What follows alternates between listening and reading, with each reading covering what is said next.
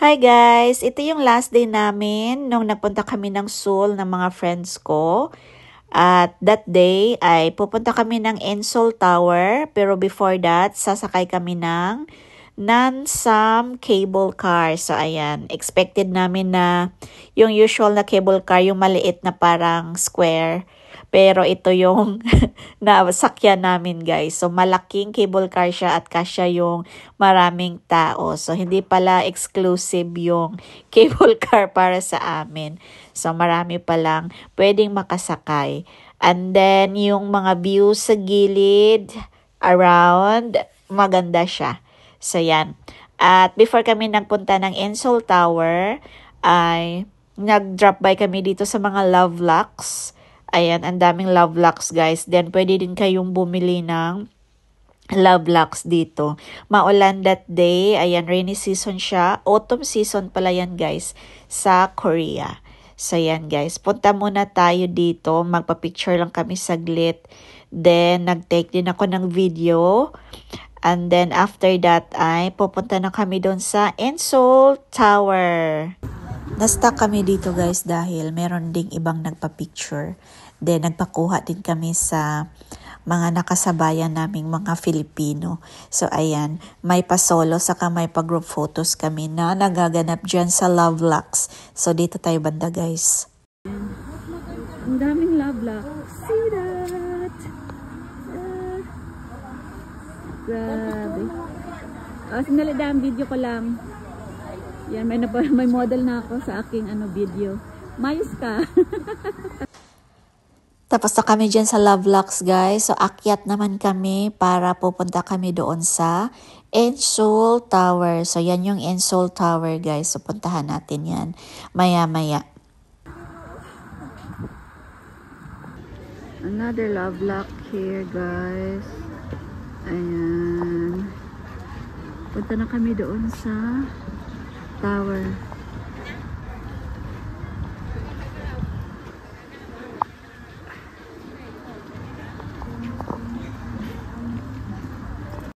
Yan na yung entrance ng observation deck nila sa Seoul Tower. So yan pa, baba kami para makapasok na kami doon sa Seoul Tower. So as usual, nasa stuck kami dahil nagtitake kami ng picture. Yan naman talaga ang importante at nag-take din ako ng video. So ito yung makikita nyo before kayo pumunta doon sa observation deck nila. So yan, meron din silang mga pa-ilaw saka pa-music. Para din siya yung nasa Seoul Sky ka, yung una kong video na Seoul Sky. So pare-pareho lang guys itong Seoul Tower saka Seoul Sky dahil ang makikita mo sa taas ng Seoul Tower ay yung buong Seoul, Korea. So yan na guys yung mga building, yan na yung Seoul, Korea. Sa loob.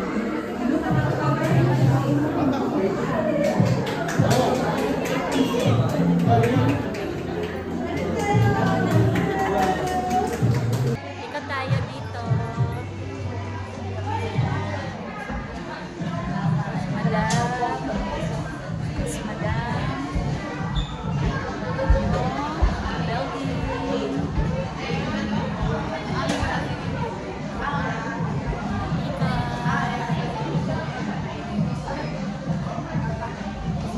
Toilet pa guys. Uy! Grabe, ang diretsyo man toilet sa kuan. Kita man din hiya, oh. Hello! Yan. Hello! Toilet. Toilet first.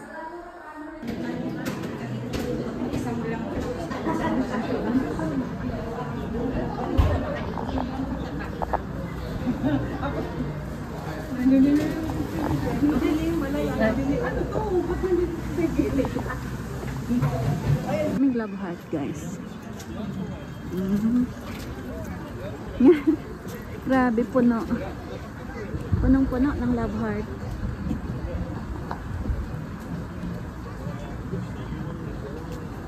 Punong-puno ng love heart, guys. Oh. Love heart. Love heart ako ng love heart. Love lock pala. Ayan.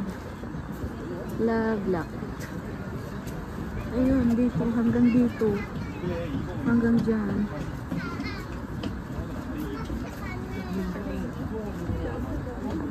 Ito maganda. Oh. Ganda ng mga buildings. Oh. Nice view.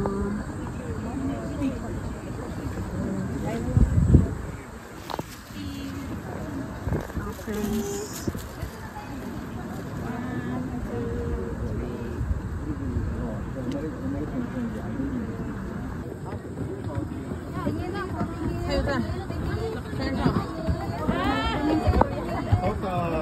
Ay, hala.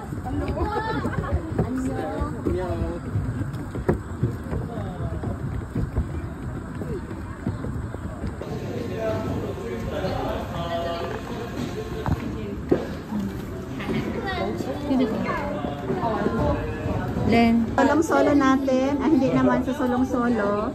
Pero, konti lang yung tao. Ay, ayan sila ni.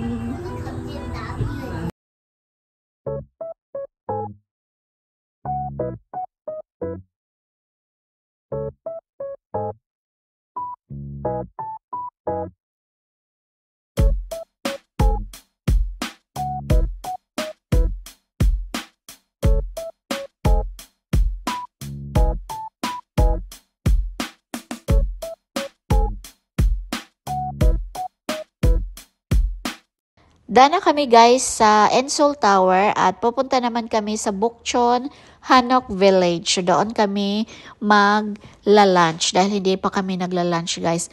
At late na yung lunch namin that day. So ayan, before kami mag-ikot-ikot sa Bukchon, Hanok Village, magla-lunch muna kami.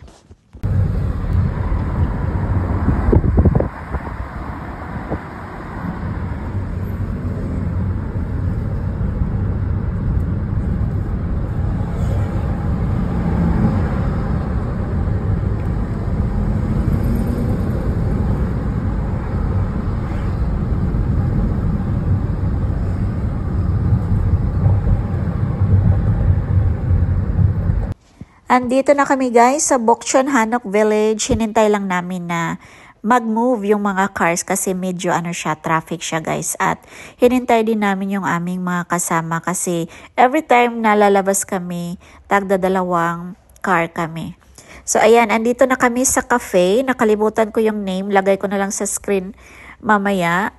At nag-order kami ng drinks. In-order ko yung latte, matcha latte. Then, kumain kami ng pizza, pepperoni, saka gorgonzola yata yun. Gorgonzola na pizza. So, yan. Mga salad-salad na pizza. Masarap siya, guys. Gusto ko yung pizza dahil thin crust yung kaniyang base. Maganda ang cafe na to, guys. Matao siya. Maraming kumakain, guys. So, ayan. Lagay ko yung name, guys. Nakalimutan ko yung name ng cafe. Para lang siyang house. So yan, yung aking mga friends ang nagsi-cellphone habang nagpapahinga. Kakatapos lang namin kumain. Tignan natin anong ginagawa ng dagang. Dagang, anong ginagawa niya dyan? Busog ba sa pizza? Nabusog. Nabusog. Naglakad sa yan laki doon na. Walang kabingso. Amanda. Madam. Dam. Musta dyan, Dam? Antayin ko si Amanda lumabas.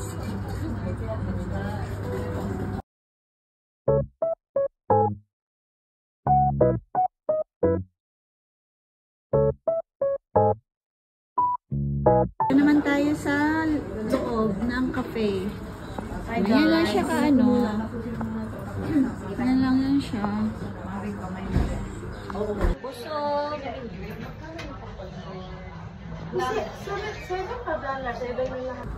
Tapos na kami mag-lunch guys at nag-ikot-ikot na kami dito sa Bukchon, Hanok Village.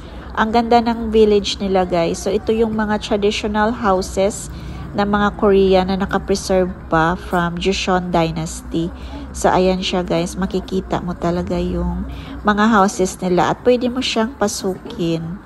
Ginawa na nilang tourist spot guys yung mga houses dito. So ayan, makikita mo talaga yung way of living nila. At kung mahilig ka sa K-drama, yan, makaka-relate ka dito guys. Saka merong mga may-ari talaga ng bahay na nasa loob na ginagawa lang nila yung mga ginagawa nila everyday sa kanilang life. So ayan, after naming mag-ikot-ikot saglit, ay naisipan naming magpalamig. Gusto naming mag-dessert. So, naisipan naming mag-order kami ng bingso. So, shave ice yung bingso, guys. So, ang in-order namin ay itong red bean bingso na may mochi. Isa pa daw. Isa pa daw. Ay, isa pa daw. Medyo kasama naman yung kamay. Dito na lang. Ganyan na. Dali na. 1, 2, 3. Dali na. Sige. Uy! Careful! Uy, dito na lang na door. Hindi na, magkailangan ko talaga dito na lang na door.